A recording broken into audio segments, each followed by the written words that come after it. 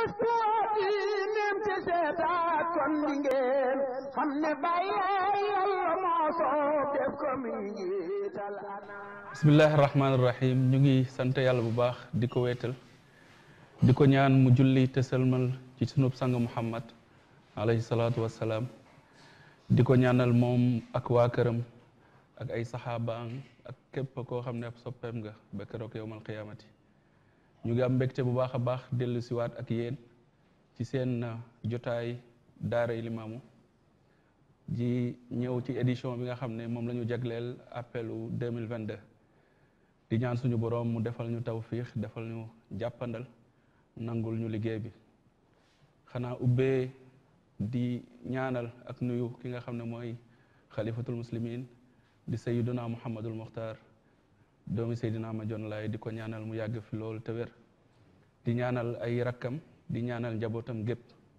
waaye di ñaanal aussi kilifa yi diine yépp fépp fu ñu mën a nekk ci kaw suuf di ñaan sunu boroom mu yëkkati lislaam ci kaw lépp loo xam ne juyoo ak moom di nuyu képp koo xam ne yaa ngi ñuy bàyyi xel di nuyu soppey daaray Limaamu di am mbégte bu baax a baax tey ci suñu ñaareelu tomb sexkat nit ku am solo koo xam ne defe naa fierté communauté bi yépp la muy Ibrahima Abou Samb Ibrahima am nañ mbégte bu baax seq yow jotaay di la bàyyi nga nuyoog ñi nga xam ne ñoo ñuy seetaan.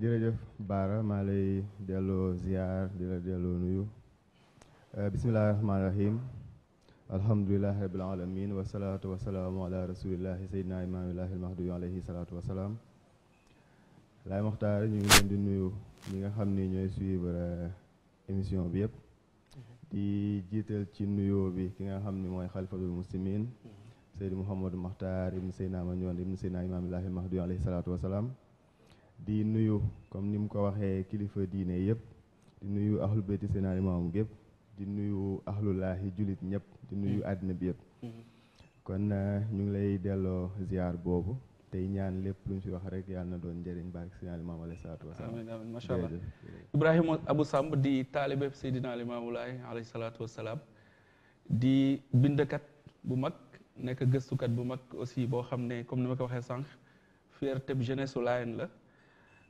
koo xam ne yitteem yëpp mooy tas ak wesaare xam-xam ci lu jëm ci wàllu woowu tey defe naa bu ñuy xayma bind yi nga xam ne bind nga ko téere yi nga xam ne tasaaren ko war na limu ba yem ci juróom-benn te am na yeneen projet yoo xam ne yaa ngi ci Ibrahima lan mooy sa motivation lan moo la xiir ci bind ak lan mooy sa secret. waaw Baara jërëjëf. bindkat bu xam naa nekk guma bindkat bu mag nag waaye xam nga dafa am aaya bu yàlla subhanahu wa taala wax muy iqra bismi rabbika pour man loolu mooy base bi mooy li nga jàng amul solo li tax ngay jàng moo am solo donc finalité jàng bi damay faral di wax ni diine Seydina Limaamu alayhi salaatu wasalaam lépp lu waay jàng rek war nga ko ci mën a jàppale ci wooteem bi kon moo tax iqra bismi rabbika mooy sama première motivation ci lan mooy tey dama jàpp ni bind bi jaamu yàlla la ni julli nekkee jaamu yàlla ni koor nekkee jaamu yàlla ni jàng nekkee farata kon ni nga xamee ni li nekk sama motivation ci bu may julli nekk sama motivation bu may woor wala may génne azaka wala may werd loolu mooy sama motivation ci bu may bind ndax binduma roman boo xam ne ci leneen lay wax mais ci diine la lay bind bu fekkee bind ci diine nag jaamu yàlla la léegi nag considération boobu nga koy considérer jaamu yàlla mooy tax ba yàlla di la peut-être boo defee erreur yàlla jàpp ci yéene bi ngir mën laa baal erreur boobu l'essentiel mooy nga fexe ba def ci sa kéemtalaay kàttan jox ko tamit ak bi nga xam ni moom la yeloo bi ci des mooy beneen motivation peut-être mooy dama jàpp ni Seydina Limaamu alayhi salaatu wasalaam am na ay domaine yoo xam ni wala ay optique yoo xam ni peut-être ñi ci bind bariwul. donc comme ni nga xam ni moom noonu ngay defee mémoire wala ngay def thèse boo ñëwee def état des lieux ba pare nga ne fii la ñu yem am na loo xam ni peut-être demaguñ fa wala manqué na wala defaguñ ko bu may bind livre donc man noonu laay bindee. damay fexe aborder noo xam ni peut-être aborder wuñ ko noonu. pour que cible yi comme cible yi dañoo diverses. bu ko defee bu ñuy atteindre cible yi peut-être ñeneen peut-être man ma atteindre yeneen cible par rapport ak sama formation ak sama expérience fi ma jotee jaar ci sama formation académique. macha allah bu dee secret bi moom secret bi bu ma ko tënkee rek mu koy tënk ci ndimbalal yàlla. macha allah te ndimbalal yàlla mooy nekk secret bi. dama dégg ci Chérif Maam Libaas bu Maam Babacar. mu ne diine ji ku ci nekk sa cër ñu ngi koy xamee mooy dina yombee ci yow noo xam ni noonu lay jafee keneen. allahu akbar tey jii boo xoolee. bu ma la limaloon loo xam ni mooy sama secret bu ma ci mënti lim boo duggee ci communauté Layène am na koo xam ni moo ma ci ëppale te taxul mu bind livre yi ma bind. donc loolu du nekk secret bi. moo tax boo ko delloo da nga koy delloo ci ndimbalal yàlla. mooy nekk secret bi. peut-être looloo tax. ci at yu gàtt yi ñu mën a génne pour production bi. te am na ñoo xam ne ñoo ñu ëpp xam-xam ñoo ñu ëpp parcours. te jotuñoo génne loolu kon loolu ndogalu yàlla la te ndogalu yàlla boobu moo ànd ak ndimbalal yàlla. macha allah permettre loolu am. macha allah Ibrahim benn na ci publication yi nga def muy optique sur al Muntazar defe naa muy livre bu am solo boo xam ne peut-être mën nga ci ñëw rapidement ci lu gàtt rek. waaw optique sur al Muntazar dafa nekk livre boo xam ni mooy sama 5e livre. dama 4e bi la waroon nekk. waaw mais dama commencé optique sur al Muntazar la problématique du développement. pour bëggoon wane ni Seydina Limaamu alayhi salaatu wa salaam. modèle de société bi mu indi. projet bi mu indi pour ñu mën a am développement. lan mooy fondement yi lan mooy axes yi et cetera. macha allah. léegi nag bi ma ko commencé. ma dugg ci ay domaines ay domaines yoo xam ni je me suis rendu compte que ni. pour nit ki comprendre ko faw mu comprendre histoire Seydina Limaamu. ma pose optique sur al Muntazar commencé sur les traces d'al Muntazar. ok moo tax sur les traces njëkk a génn. macha allah 2010 sur les traces nekk taarixu Seydina Limaamu la taarix bu ñu simplifié di simplifié ko mu nekk lu gàtt nekk lu simple loo xam ni peut-être du indi. ay xadis du indi ay aaya yoo xam ni ñooy dëggal Seydina Limaamu et cetera mais juste l'histoire tout court. macha allah donc foofu lañ commencé léegi nag bi ñu demaatee ci optique day taxawee ñaar point de vue la mais day nekk point de vue ci sur les traces. ok genre commentaire lay nekk ci livre bi ko jiitu sur les traces. pare nekkaat point de vue ci al Muntazar yi nga xam ni mooy Seydina Limaamu alayhi salaatu wa salaam. ñu doon xaar. ñu doon xaar. macha allah donc defe naa loolu moo ñuy dugal ci tomb bi nga xam ne dëggantaan moom moo tax ñu daje tey muy lan mooy modèle de société bi nga xam ne moom la Seydina Limaamu Laay alayhi salaatu wa salaam proposé tey pour dugg ci waxtaan boobu tey lan ngay définir modèle de société surtout parce que dafa nekk terme boo xam ne dañ koy faral di dégg. mais sama genre yi peut-être duñ xam lan lay wund daal. dëgg la. modèle société parfois dañuy sori mais mën na bañ a sori. parce que li may faral di wax ni yàlla wàccewul nit. société la wàcce. est-ce que. ndax yàlla wàccewul benn nit. Adama ak Awa la wàcce. te Adama ak Awa société la. kon daanaka bu ñu waxee ñaari nit rek société tàmbali na. ñaari nit rek société la pour nga gën a dama la koy expliquer de manière caricaturale. mu mel ni da ngay jël ñaari boroom xam-xam. waaw Jean-Jacques Rousseau. ak Thomas Hobbes. kii ne homo homini lupus. muy nit luu la maanaam bukki la. pour moroomu nitam. nit ay noonam. mën nañ ko waxee noonu. keneen ki ne nit dafa mbaax mooy état de nature am. mais su société moom moo ko pervertir. kon kii wax na ni nit. maanaam société moo koy yàq. moo koy yàq. kii wax na ni nit cosaanam dafa yàqu ba pare maanaam mbon gi nga xam ni moo nekk ci société bi ci nit ki la jógee ñëw ci société bi. kenn ko déedéet nit dafa baax mais bi mu demee ci société bi moo ko yàq. waaye problème bi mooy boo leen doon jubóole ñoom ñaar da nga naan da ngeen a déggantewul waaye li ngeen di wax benn la parce que kii dafa considérer société comme mu nekk na la nit ki nekk nii alors que loolu conception la existé wul d'accord état de nature bu nit dañ koy xalaat fiction la mais existé wul moo tax ma ne la yàlla société la wàcce suñuy fàttaliku mënu faa yegg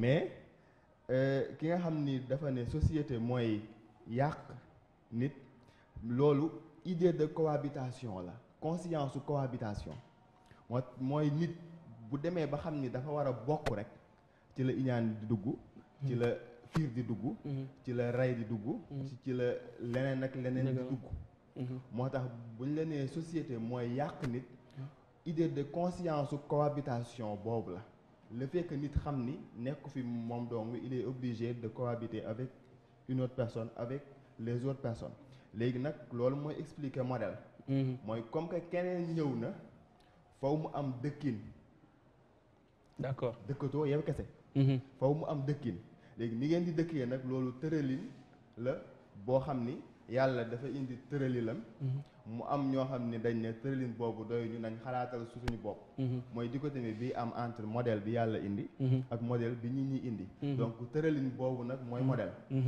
moo tax modèle société mooy tëralin boobu nga xam ni yàlla subhanahu wa taala noonu la tëralee àddina ngir ñim société bi mu fi wàcce est-ce que ñu mën a dund ñu mën a dundee noonu buñ ko appliqué nag day daal di nekk seen nekkin d'accord maanaam tëralin bi mooy li suñu borom wax ni nañ ci jaar mooy théorie bi buñ ko pratiqué waaw day daal di nekk nekkin yow en tant que sociologue par exemple boo nekkee sociologue ñëw fekk benn société ñuy dundee nen ngay étudier noonu ñuy dundee yaa ngi étudier seen modèle de société mais modèle de société bu ñu pratiquer moom ngay étudier bokkul ak modèle de société bi nga xam ni yàlla day wax ni defee leen ko nii defee leen ko nii defee leen ko nii loolu tëralinu yàlla la subhanahu wa taala léegi modèle boobu noonu nag mooy moom moo commencé ca bi aadama wàccee ak awa ñu nekk société yàlla ni leen bu ngeen amee seex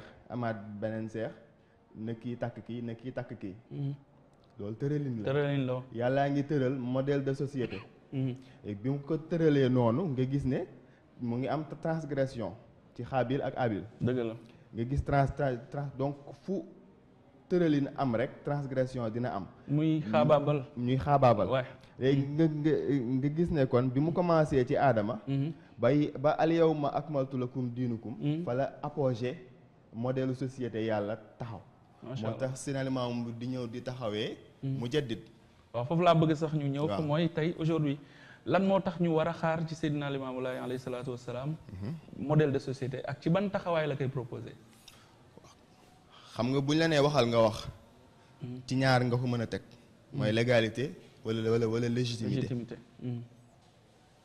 moo lay may ñu ne la waxal ci nàngam nga wax ci buñ lay déglu dañ la naan ban légitimité nga am pour wax wala ban légalité nga am pour wax ñu war laa déglu maanaam yow yaay kan ba war ñoo proposer yow yaay kan léegi yow yaay kan boobu da nga koy teg ci légalité wala légitimité c'est finalement mu am ñaari am légalité bi am légitimité bi noo ñu koy leerale légalité bi finalement mu am xam nga xadis ba moo waxoon ni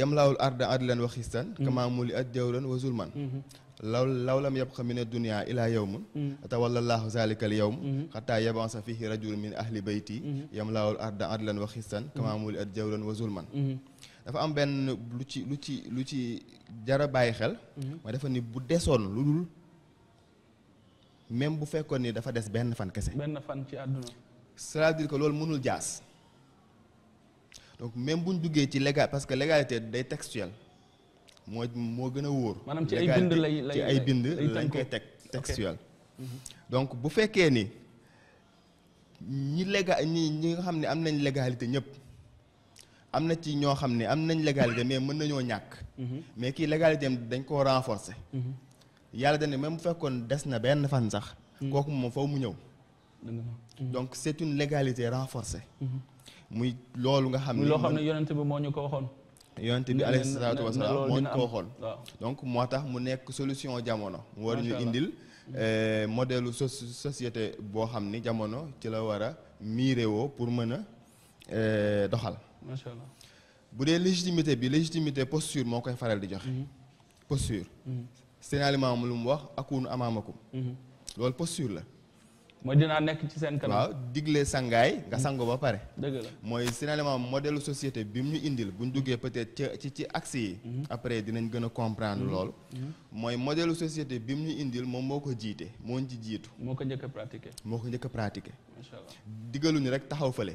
léegi nag posture boobu finalement mu am moo koy jox légitimité parce que bu fekkee ni li ma la digal maa ngi ci bu ma la digalee war nga maa mën a déglu. macha allah.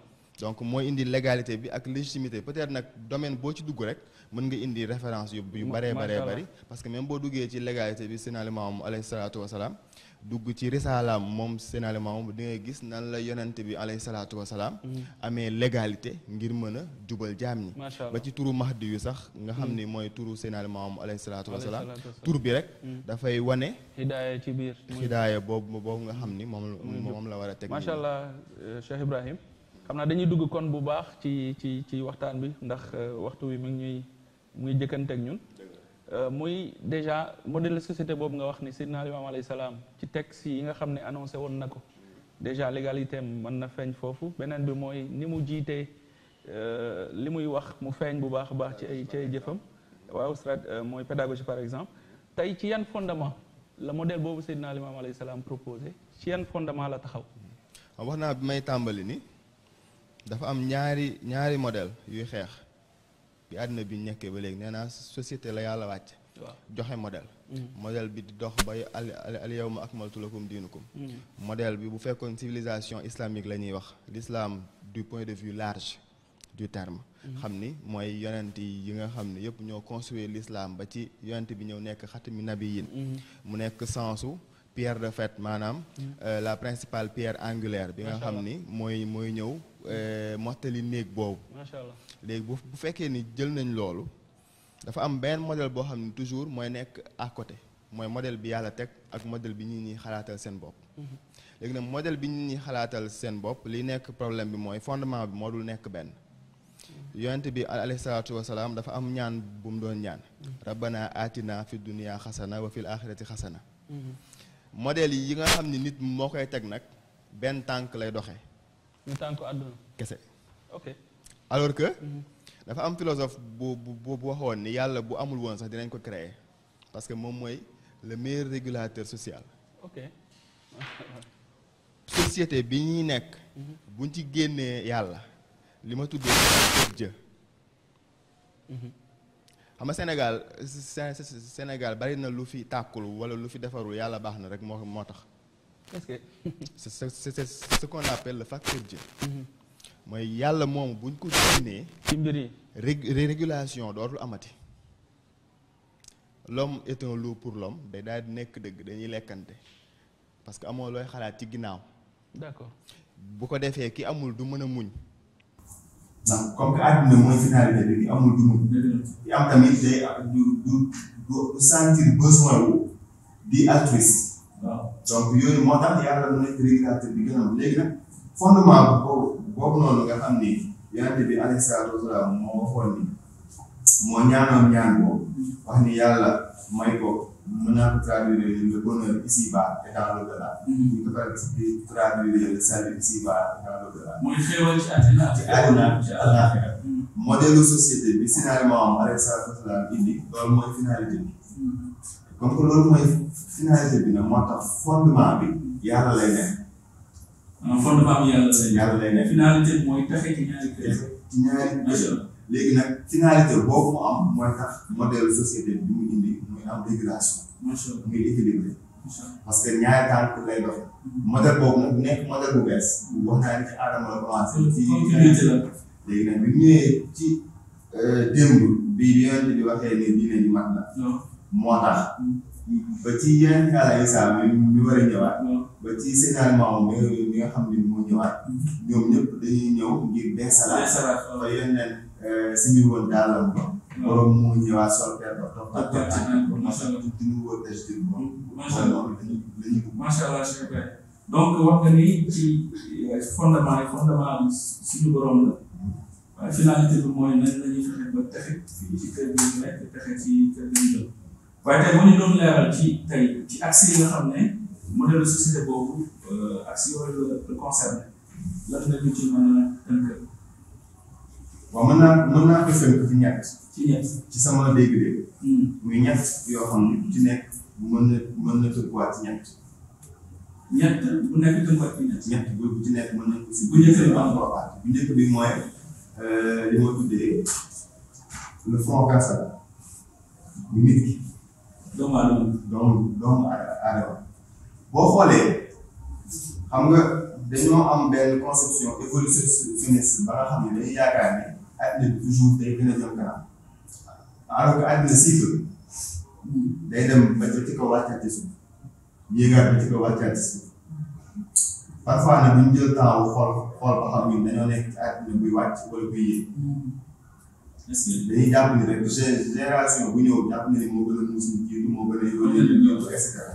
je pense que lii dëgg la ngay wax mooy des fois alxuraan li ñuy nettali ci ay peuple yoo xam ne existé woon nañu fi muy nettali xarañte bi yàlla defoo ci ñoom xam ne tey buñ koy gis dañuy gis ñu àgg ci niveau boobu. pyramide yi rek ba léegi. waaw ko posé problème. dëgg nga gis ne tey. nga gis ne tey d'un point de vue personnel moo defee évolution doctrine économique wala doctrine de développement concept yi xam nga ni au départ développement ñu ngi ko doon mesurer li ñuy tuddee richesse. maanaam koom-koom doomu aadama. koom-koomu dëkk bi. koom-koomu dëkk bi. moom lañ daan évaluer li nga xam ni mooy développement mais bi nga xamee ni dem nañ ba xam ni dëkk mën na am koom-koom te du am bonheur ci biir dëkk bi ci lañ dugalee concept yu mel ni ay IDH. muy. IDH mooy indice de développement humain. ok indice de noonu développement dañu fekk ci wolof. maanaam da tey jii nii ñu xool ñu natt nit ki ban impact fan wala bonheuram wala développement moom fan la toll maanaam nattatuñ ko ci société bi mu nekk entité à part mais ci nit ki lañ koy nattee mooy am nga richesse sa biir kër mais feeñul ci ñi fa dëkk léegi ñu ne dootul ko xoolal ci biir kër gi dañ koy xool ci nit ki la fa dëkk. ku ci nekk ban jeexital la am comme boobu am. boo xoolee dañoo jëloon nit teggi ko xam nga indi gars yi fi ardi xalifa positiviste yi ñëw daal di ne nañ teggi nit teg fële buñ teggee nit teg fee indi développement matériel da développement matériel boobu dem nañ ba xam ni finalité bi waroon nekk nit mu war a nekk bonheur yekkatuñ ci moom ñu daal di dugalaatee bi ñu dugalaatee nit nag ñu jékki-jékki dem ba xam ne nit kese mënul am bonheur boobu foofu ñu dugal ci leneen foofu ñu dugal ci ñi nga xam ni nekkaguñ fi muy les générations futures waaye foofu ñu dugal ci ñi nga xam ni mooy environnement bi écologie looloo jur développement durable. développement durable boobu mooy prise en compte génération future ak ressources ak écologie nga gis ne ñu dem ba xam ni même bu fekkee ne boole nañ ñooñu yëpp am na ba léegi place centrale boo xam ne teggi woon nañ fi nit faw ñu indiwaat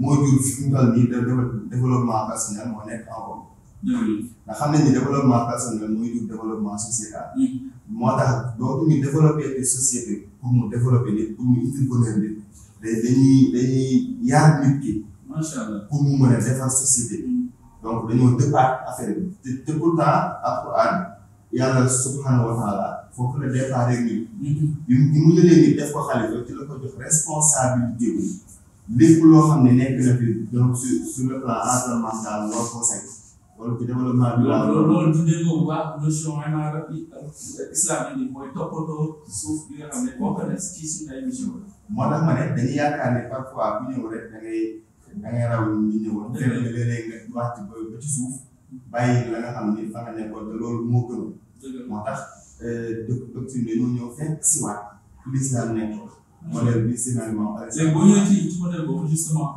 ci sur le plan individuel lan mooy sur le plan personnel. mën nañ ci jàpp ñett premier bi maa ngi ko tuddee le positivisme psychologique. mu wutee ak courant positiviste yi ñoom Auguste Comte ñu doon wax naan Dieu est mort parce que loolu science moo leen yóbbuwoon foofu mu wutee tamit ak li nga xam ni mooy la psychologie positive xam ni léegi mu commencé di am doole waaye fi ma ko teg mooy fi finalement alayhi salaatu wasalaam waxoon ni wajtanibu an zanni suu'i inna Allaha inda zanni abdihi parfois ñun bu ñu koy firi dañuy fàtte suñu bopp mooy njort li nga am ci sa bopp moo jiitu njort li nga am ci keneen. finalement bu ñu defee le facteur Dieu parce que laa ilaaha illallaah ma wax ni mooy base bu ñu ko joxee laa hawla wala quwwata illaa billaah di nga xam ni amul kenn ku la mën a lor ku la mën a may ku la mën a xañ et cetera suñu borom bu fekkee kooku nga xam ni moo yor sa lépp inna Allaaha inda zanni abdihi yow boo amee njort lu rafet ci sa bopp te yàlla moom moo yor sa lépp te yàlla nee na li nga njort loolu lay def ci yow da ngay jaxe donc moo tax le positivisme psychologique mu nekk wajtanibu an zanni suu'i inna Allaaha inda zanni abdihi bu ñu tëb rek yóbbu ko ci njort li ñuy am ci keneen ñoo tàmbali am suñu bopp moo jiitu moom la ñuy peut-être di wax estime de soi confiance en soi yooyu noonu yëpp dëkk yi notion dugaale ci loolu mais positivisme boobu daal nekk na benn ci tànk li nga xam ni côté personnel bi ci lay xam naa waxtu bi waaw vraiment mu ngi xoj donc suñu mënee rapidement ñëw ci yeneen ñaar yi nga xam li des muy le culte du détachement waaw finalement alayhi salaatu wa salaam siiw na ci wax bi mu wax ni adduna gi adduna médd la bu fekkee ni yow même bu fekkee da nga am ay milliards léegi ngaa jël sa milliards yooyu def ko ci diine kon takkoo ci am boobu muy le détachement. mais léegi détachement boobu soo mën a déggee adduna mën na nekk suñu loxo mais mu nekk suñu xol. waaw xam nga mënoo dëddu lu la jublu. sa beneen mën a dëddu àddina mooy bi am àddina. te dëddu àddina boobu nag mooy nga détaché wu muy le culte du détachement na ko Ousmane defee woon ak keneen ni ko Serigne Ousseynou Laye defee woon nga xam ni boo amee ay milliards tamit nga def ko ci diine bi mooy nekk sa objectif donc le culte du détachement. ñaareel point bi. troisième point bi xam nga dafa am lu ñuy tuddee en psychanalyse ñu ni tout enfant reproduit l'environnement de son enfance. xale bu nekk inconsciemment dafay mel ni luy copier waat ci environnement bi mu màggee. boo transféré loolu ci sociologie moom la ñuy tuddee reproduction sociale mais finalement moom li mu indi ko reproduction sociale positive. aussi comme biir yaay. xam nga finalement bi dénkaane njaboot wax ni na xale yi nañ leen teel a xarafal nañ leen teel a maye nañ leen teel a yóbbu ci jàkka yi nañ teel a jaamu yàlla et cetera donc loolu reproduction sociale positive la mooy finalement mu yaree mag ñi yar xale yi xale yooyu bu màggee yaraat yeneen xale donc muy trois axes yi nga xam ne dëkk mën nañ jàpp ni foofu ci nit ki noonu la foofu la jaar pour defar waaw donc xam naa dañuy ci des muy yeneen ñaari axes yi nga xam ne moom moo jëm ci wàllu sociétal ak aussi l'axe économique donc lan nga ci mën a indi aussi. bu ñu indee sociétal bu ñu defaree nit ki defar société pour ñu defar société bi mooy da ngay wan nit ñi ne da ngeen a war a ànd xam nga Cheikh Anta Diop bi mu bëggee théoriser li nga xam ne mooy confédération africaine. dafa bind livre bu ñu tuddee unité culturelle de l'Afrique. li mu ci jublu woon mooy wan africain yi ne leen yéen a bokk fu ngeen jógee. kon mën ngeen a ànd. est-ce que finalement dañoo wax ne yéen a bokk fu ngeen jógee. suñu borom da ngeen a war a ànd. moo tax mu indil ñu centre Laye Makhtar. est-ce que nga xam ne humanité bi yëpp mën nañ ci retrouver 7 milliards de voisins 7 milliards de cousins 7 milliards de frères. est-ce que kullukum min aadama wa aadama min turaab. Chérif Ousseynou moo wax naan ku la ne maa la gën ne ko aadama sama maam. waaw léegi bu fekkee ñu ñëpp aadama ak awa mooy suñu maam. waaw kon noir américain bi nekk ci ghetto États-Unis bu rombee noir comme moom dafa naan frère bu rombee tubaab bi dafa naan frère bu rombee asiatique bi dafa naan frère donc romb na dafa nekk loo xam ni dafay fédéré humanité bi ndax humanité bi yëpp ñoo bokk fu ñu jógee bokk benn yaay awa bokk benn papa Adama donc loolu mu nekk base boo xam ni dañuy war ni mën ngeen a ànd mu nekk première base boo xam ni pour defar société bi ci des muy li nga xam ni mën nañ ko tuddee jàmm ndax bu ñu leen ne mën ngeen a ànd da ngeen ñëw pour ànd foofu ngeen ànd ci jàmm bu ngeen àndul ci jàmm du dem moo tax sénégalement ñu ñëw ci xeet boo xam ni ñëpp xam nañ ni xeetu lébu ñëpp xam nañ ni tey jii boo doon lim ci ñi nga xam ne ñoo gën a bari histoire d'une manière caricaturale ak naan lébu yi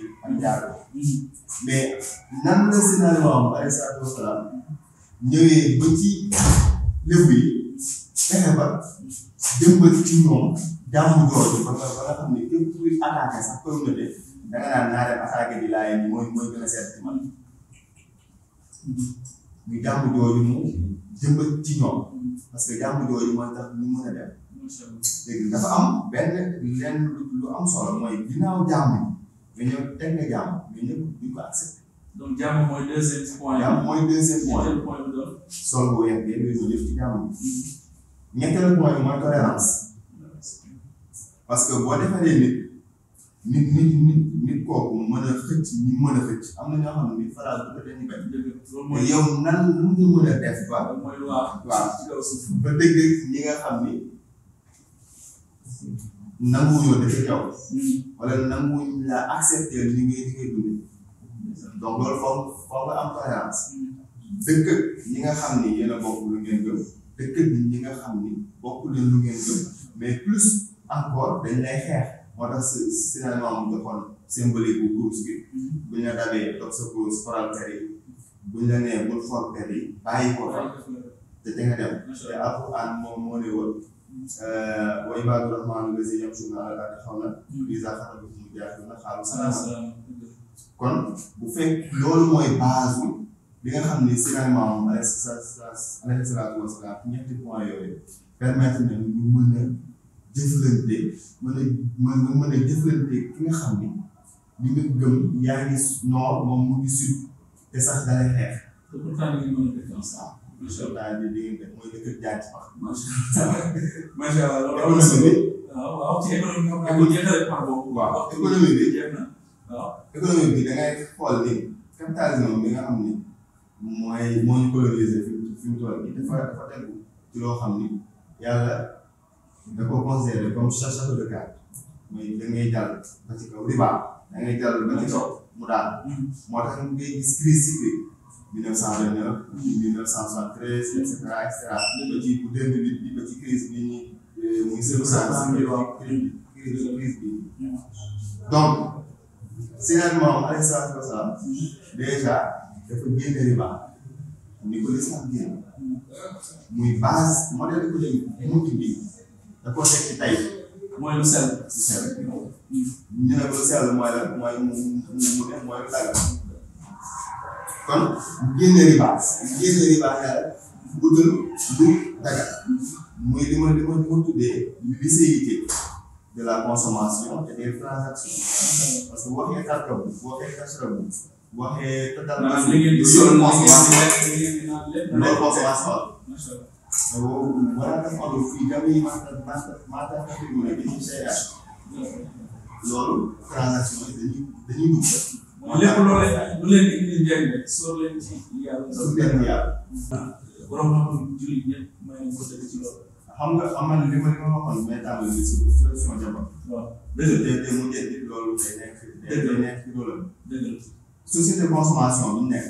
waaw buñ nee day xaar ba at di génne di nga gis milliardaire bu mu génne asaka ndax da ngay nekk milliardaire say bor ëpp say milliards parce que nekk ci société de consommation da ngay dem ci banque leb oto ngay fay balaa oto bi amortir nga lebaat beneen oto donc yow doo mës a génne asaka ni ko scénario sa bindee ñun yëpp da nga ko fàttal fala bu da ngay génne asaka alors que boobu ñuy génne nag tey jii da ngay gis soo xam ne dañ ko tuddee affairiste benn homme d'affaires dañuy am conception que ni homme d'affaires yi dañuy exploiter consommateur mais homme d'affaires bi nga xam ni dafay jël ci li nga xam ne dañ ko koy jox ñu ci génnewaat asaka loolu scénario jàngale ko moom lañ roy ci moom inconsciemment peut-être tuddee ko responsabilité sociétale des entreprises RSO nga gis ne kon scénario yàlla naa jàngale loolu moo tax ma ne à chaque fois dañuy yaakaar ne dañuy évoluer mais dañuy dellu ginnaaw jékki-jékki ñëw fekk si waat seen léegi solidarité boobu nag nga gis ne kooku bu ñëwee di génne asaka communauté bi dootu ko iñaanee te mu yor ndax yàlla doon mooy maye mais xam nga ni mu leen ciy jox dootu ko iñaanee mais bu demee ba daal dañuy jël ci maal zakat jox ko mu joxaat ko mu yéeg donc solidarité financière la boo xam ne ki amaat ki ñàkk ki amoon ba amatul ñu nit dañ ci gis seen bopp ak boo duggee ci fépp fi nga xam ni maal zakat boobu mën na faa dugg ci ay investissement et cetera dina mën a indi autonomie financière indi autonomie financière ci modèle société boobu nga xam ni finalement alayhi salaam macha allah Ibrahima am nañu mbégte bu baax a baax ci waxtaan bi daanaka waxtu ñu tëraloon jeex na donc tey li ñuy tëjee ci tàggatoo mooy tey lan ngay ci lu gàtt rek xam naa ne koy tënk ci benn minute mooy lan ngay dénk communauté Layène ak lan ngay dénk àdduna par rapport ak modèle de société boobu. waaw xanaa dénk sama bopp dénk ñëpp rek. le Sénégal moo ko tey lan sax mer tax ñu yóbbu. xam nga indi na ko fi ba pare.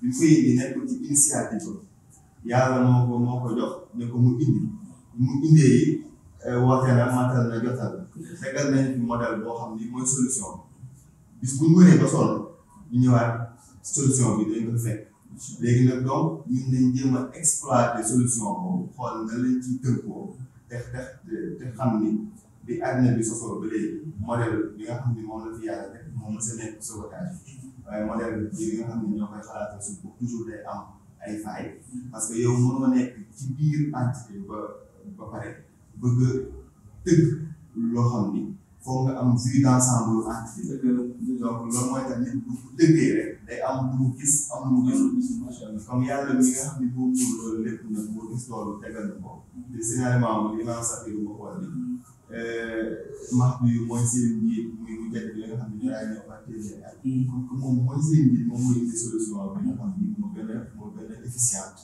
nga xam ni dinañ ci mën a tënku defar ci ay defar ci suñu àllaaxira xam ne mooy ñaari kàddu yi ñu doon.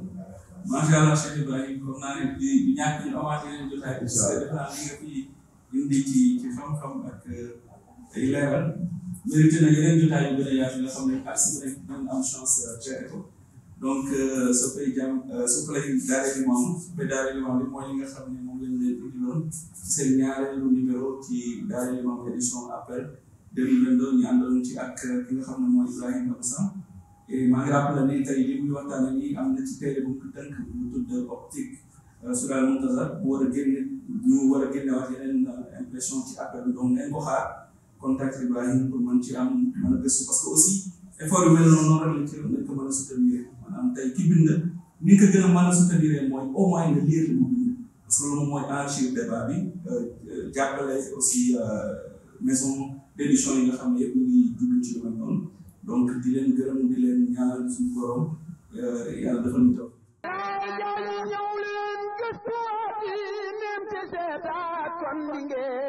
xam ne bàyyi yàlla moo soo def ko mi ngi tal